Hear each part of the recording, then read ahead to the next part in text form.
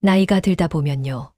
사람을 많이 아는 게 중요한 게 아니라 누구와 거리를 둬야 하는지 아는 게 진짜 지혜라는 걸 깨닫게 됩니다. 공자님도 이런 말을 했죠. 군자는 화의부동. 조화롭게 지내되 억지로 마음 맞추며 내 에너지를 깎아먹지 말라는 뜻입니다. 살다 보면 그런 사람들이 있어요. 겉으론 괜찮은 척해도 마주치면 괜히 피곤해지고 마음이 허해지는 사람들. 젊을 땐 그래, 사람이 그렇지 뭐 하며 버텼는데 나이 들수록 이게 인생 낭비라는 걸 뼈저리게 느끼게 됩니다. 그래서 오늘은 나이 들면 정말 과감하게 손절해야 할 사람들, 현실적으로 가끔은 말도 안 되게, 그러면서도 결국엔 여러분 인생을 훨씬 편하게 만들어줄 이야기로 차근차근 풀어보려고 합니다. 그럼 하나씩 들어가 볼까요?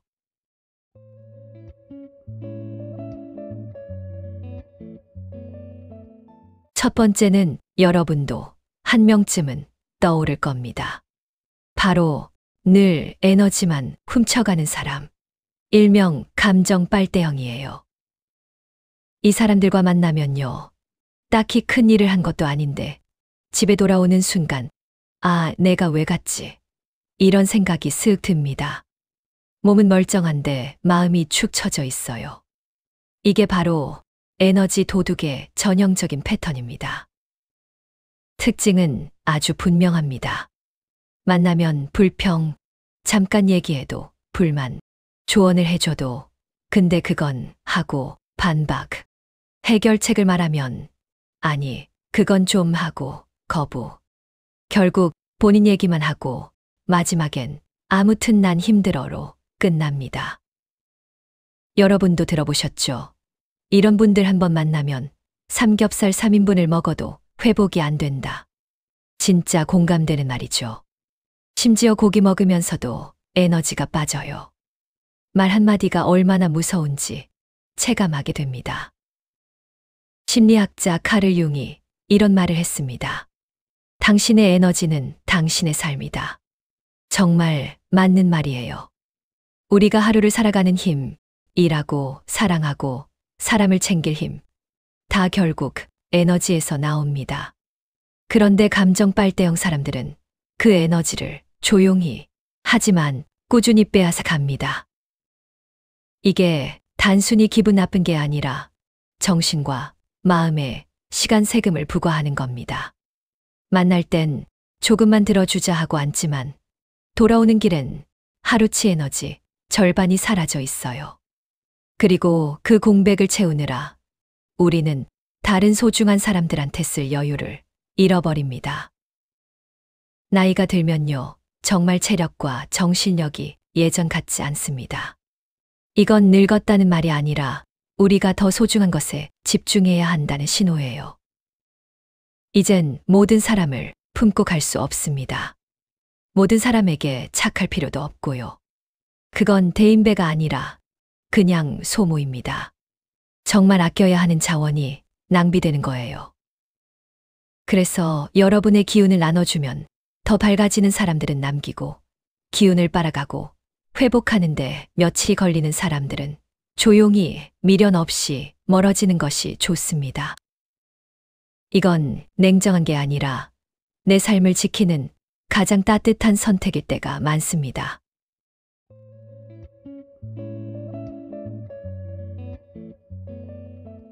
두 번째는요, 살면서 한 번쯤은 꼭 만나게 되는 유형입니다. 바로 본인만 정답이라고 믿는 사람, 고집 똑단형이에요. 이 사람들의 대화 패턴은 아주 단순합니다. 겉으로는 대화라고 하는데 막상 들어보면 그게 아니라 일방통행강이에요. 내 말이 맞아. 그건 내가 몰라서 그래. 아니야. 그건 아니고 내가 말해줄게.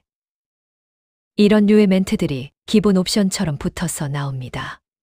격한 표현으로 얘기하면 말이 통하지 않는 게 아니라 귀가 그냥 장식품입니다. 그냥 디자인이에요. 기능은 없어요. 한번 의견이 다르다 싶으면 바로 감정 싸움으로 넘어갑니다. 대화를 하려는 게 아니라 내 생각이 틀렸다는 걸 인정할 수 없는 게임을 하는 거죠. 문제는요, 이런 사람들과 계속 얘기하다 보면 처음엔 그래, 성격 좀 센가 보다 하는데 어느 순간 내가 왜 이 사람 설득하려고 시간을 쓰고 있지 하게 됩니다. 결국 피곤한 건 우리예요. 소크라테스가 이런 말을 했습니다. 나는 내가 모른다는 것을 안다. 이게 단순한 겸손의 말이 아니고요. 관계에서 가장 중요한 태도, 바로 유연성을 뜻합니다. 내 생각이 틀릴 수도 있다. 상대의 말에도 이유가 있을 수 있다. 이런 마음이 있는 사람은 대화를 하면 편안하고 서로 배우게 됩니다. 반대로 독단형 사람들은 이 유연성이 완전히 없습니다. 끊임없이 자기 의견을 밀어붙이고 결국엔 주변 사람을 하나둘씩 지치게 만들고요. 홀로 고립되어 갑니다. 관계란 게 원래 그런 거니까요. 나이가 들수록 여러분도 느끼실 겁니다. 말이 통하는 사람이 최고의 복지라는 거요. 대단한 선물이나 감동적인 이벤트보다 그냥 편하게 얘기할 수 있는 사람이 주는 안정감이 훨씬 큽니다. 근데 독단형 사람들과 있으면 대화가 편해지는 게 아니라 숨이 막혀요. 또 시작이네 하는 순간 머릿속에서 에너지 게이지가 쭉 빠져나갑니다. 이게 계속 반복되면 어떻게 되냐면요. 내 인생의 시간과 감정이 조용히 하지만 확실하게 소모됩니다. 배우는 것도 없고 기분 좋아지는 것도 없고 남는 건 피로한 뿐이에요. 그래서 나이 들수록 이 유형의 사람은 거리를 두는 게 정답입니다.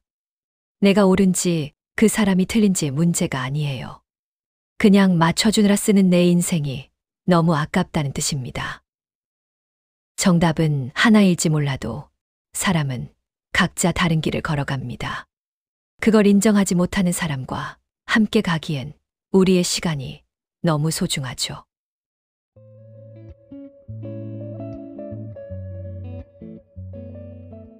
세 번째는 여러분도 살면서 정말 많이 경험하셨을 유형입니다.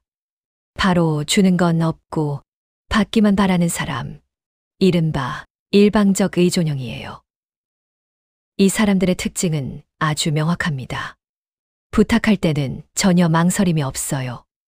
혹시 이것 좀 해줄 수 있어? 시간 되면 좀 도와줘. 그건 너가 더 잘하잖아. 이렇게 말을 시작하지만 사실은 부탁이라기보다는 이미 여러분의 시간을 자기 것처럼 예약해 놓는 느낌에 가깝습니다. 이들에게는 여러분의 친절, 배려, 시간, 에너지, 이 모든 게 그냥 무료 서비스예요. 또 심지어 당연히 제공되어야 하는 기본 옵션처럼 생각합니다. 그래서 이런 사람들을 가리켜 무한리필 식당도 감동할 정도로 잘 가져간다. 이런 말이 괜히 나온 게 아닙니다. 가져가는 건 굉장히 잘하는데 정작 돌아오는 건 허공의 메아리 수준이에요. 문제는요, 우리가 이런 사람들을 쉽게 못 끊는 이유가 있습니다. 바로 정 때문이에요. 그래도 오래된 인연인데 저 사람이 또 부탁한 건데 모른 척하기도 좀 그렇지. 한 번만 더 도와주고 말지 뭐. 이렇게 마음이 약해져요. 근데 여러분 아시죠? 이 한 번만이 한 번으로 끝난 적이 없습니다. 이 유형의 사람들은 여러분이 한 번 도와주면 그걸 간행으로 받아들입니다.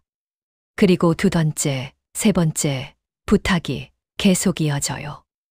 어떤 사람은 아예 여러분을 언제든지 사용 가능한 사람으로 인식하기까지 합니다. 아리스토텔레스가 이런 말을 했습니다. 우정은 서로 주고받는 것에서 시작된다.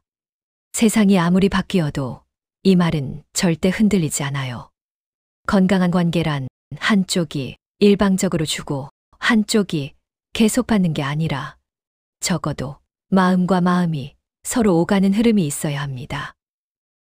하지만 일방적 의존형 사람과의 관계는 그 흐름이 완전히 끊긴 상태예요. 나는 주고 그 사람은 받고, 나는 들어주고 그 사람은 요구하고, 이런 상황이 계속되면 결국 어떻습니까? 분노가 쌓이거나 아니면 조용하지만 깊은 피로감이 축적됩니다. 그리고 어느 날 갑자기 문득 깨닫죠. 아, 나만 힘들었구나. 왜 나는 이렇게까지 내 시간을 내줬을까? 이 후회가 찾아오는 순간이 꽤 아픕니다. 정 때문에 미안해서 어색할까봐 버텼는데 결국 지친 건 나 자신이에요. 관계라는 건 엄청난 균형이 필요한 건 아니에요. 그냥 최소한 서로의 마음을 조금씩이라도 챙겨주고 주고받는 흐름이 유지되면 됩니다.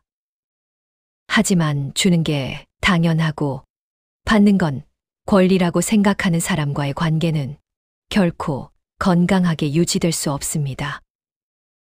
나이가 들수록 우리의 시간과 에너지는 더욱 소중해집니다. 그걸 소모시키는 관계에 내어주는 건 결코 아름다운 희생이 아닙니다. 그건 그냥 내 삶을 조금씩 깎아먹는 일이에요. 그러니 여러분이 준 만큼 조금이라도 함께 나누려는 사람들은 남기고, 아무리 줘도 끝이 없는 사람, 고마움도 없고 변화의 조짐도 없는 사람들은 과감하게 거리 두는 게 정답입니다. 이건 이기적인 결정이 아니라 여러분의 삶을 건강하게 지키는 선택입니다.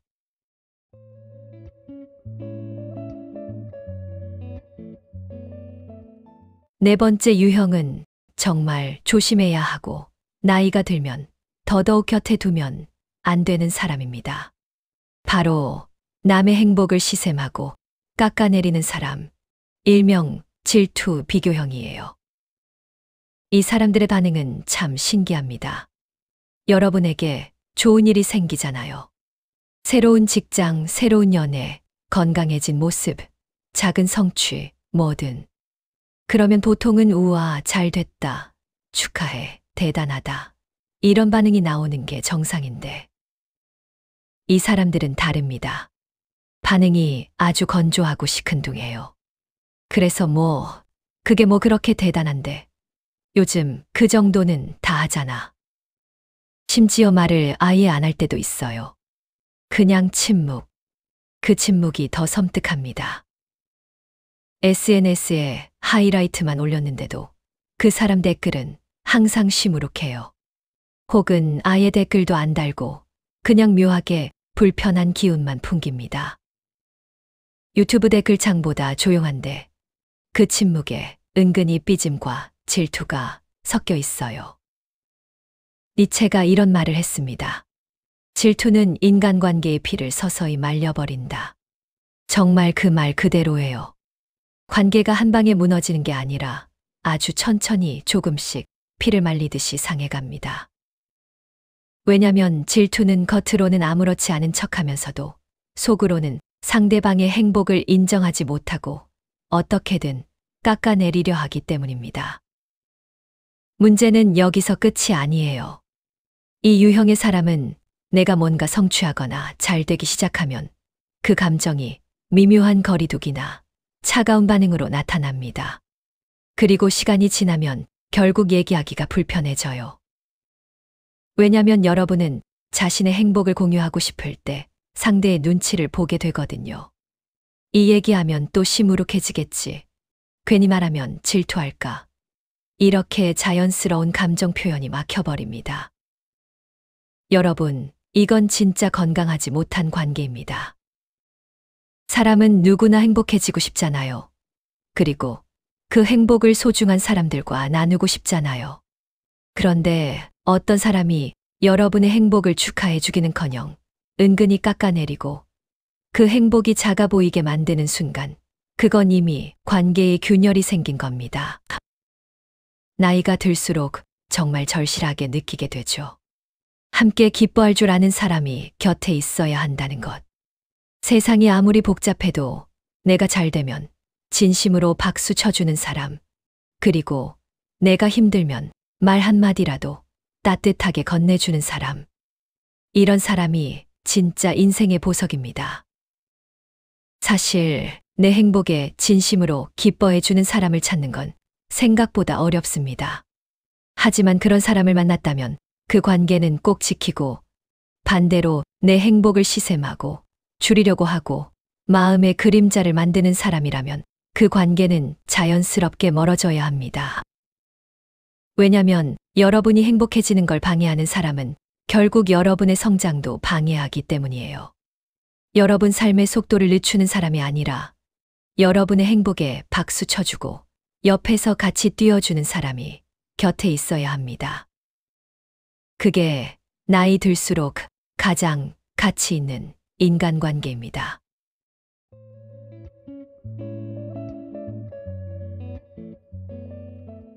마지막 5번째 유형은 정말 많은 사람들의 정신 건강을 빠르게 그리고 꾸준히 갉아먹는 존재입니다.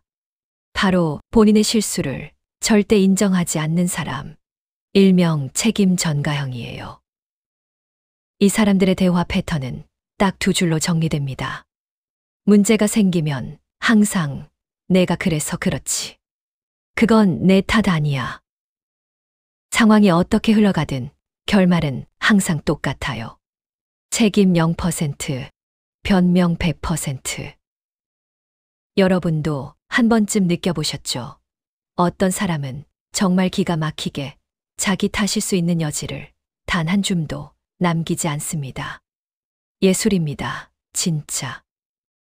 그래서 이런 말이 나오는 거예요. 이 사람들에겐 내 잘못이라는 문장이 금지어입니다. 입에서 나오면 법이라도 어길 것 같은 표정으로 막아요. 이런 사람들의 위험한 점은 겉으로 보기엔 당당하고 자신만만해 보이지만 사실은 책임을 지는 게 두렵고 실수를 인정할 용기가 없다는 겁니다. 그래서 주변을 방패처럼 쓰기 시작하죠. 문제가 생기면 내가 그때 그렇게 해서 나는 잘했는데 그건 원래 이런 거야. 내가 몰라서 그래. 이렇게 화살이 전부 바깥으로 날아갑니다. 근데 이렇게 사는 사람과 있으면 어떤 일이 생기냐면요. 갈등이 생겨도 해결이 절대 안 됩니다. 왜냐면 해결하려면 원인을 정확히 인정해야 하는데 이 유형은 그걸 절대 하지 않으니까요. 스토아 철학에 이런 말이 있습니다. 자기 책임을 이해하는 순간 자유가 시작된다. 정말 멋진 말이죠. 내가 책임질 부분을 인정할 때 비로소 관계도 회복되고 내 인생도 내 손에 들어오는 건데, 책임 회피형 사람들은 이 첫 단계를 영원히 건너뛰어요. 그러니 관계는 늘 제자리에서 뱅글뱅글 돌다가 결국 지치는 쪽만 지칩니다. 그게 대부분 우리 같은 사람들입니다. 나이가 들면요, 진짜 실감나는 게 하나 있습니다. 평온함이 너무 중요하다는 것.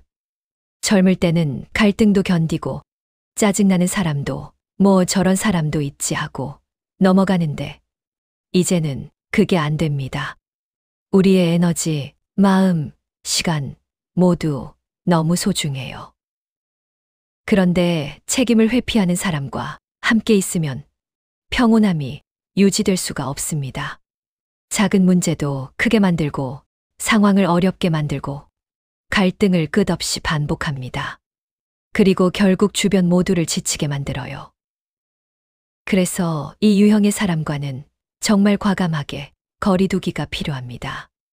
내가 해줄 수 있는 만큼의 선은 지키되 그 이상을 넘어서서 그들의 책임까지 떠안고 살 필요는 절대 없습니다. 여러분의 인생은 누군가의 방패막이가 되기엔 너무 소중합니다. 책임을 인정할 수 있는 사람. 실수하면 미안해.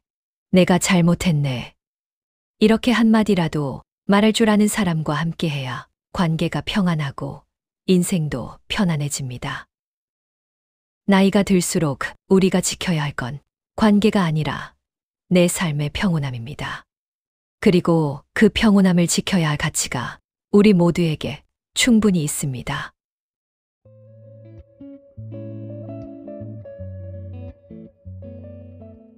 이렇게 5가지 유형을 살펴보면서 우리가 한 가지 깨닫게 되는 게 있습니다. 나이가 들수록 선택의 폭이 줄어드는 게 아니라 오히려 더 깊고 더 진짜인 관계만 남길 수 있는 지혜가 생긴다는 거예요. 사람을 많이 아는 것보다 정말 소중한 몇 사람과 따뜻하게 이어지는 게 인생에서 훨씬 더 큰 가치가 됩니다. 공자님 말처럼 유유상종. 우리는 결국 우리와 비슷한 사람들을 곁에 두게 되고 그 사람들과 닮아가며 살아갑니다. 그러니 어떤 사람과 함께 하느냐가 결국 내 인생의 방향을 바꾸기도 합니다. 그리고 손절이라는 말이 조금 차갑게 들릴 수도 있지만 사실은 그렇지 않습니다. 손절은 냉정한 결단이 아니라 나 자신을 지키기 위한 따뜻한 선택일 때가 훨씬 더 많습니다. 내 에너지를 지키고 내 마음을 지키고 내 시간을 지키는 일. 이건 누구도 대신해 줄 수 없는 내 삶에 대한 책임이에요. 그러니까 여러분, 누구에게 미안해하면서까지 자신을 소모하지 않아도 됩니다. 당신의 평온을 방해하는 관계라면 조용히 그리고 단단하게 거리를 두셔도 괜찮습니다. 여러분의 인생은 누군가에게 휘둘리기엔 너무 소중하고 누군가를 위해 희생만 하기엔 너무 귀합니다. 여러분의 평온, 여러분의 에너지, 여러분의 시간을 지키는 일. 그 어떤 이유보다 가장 가치 있는 선택입니다.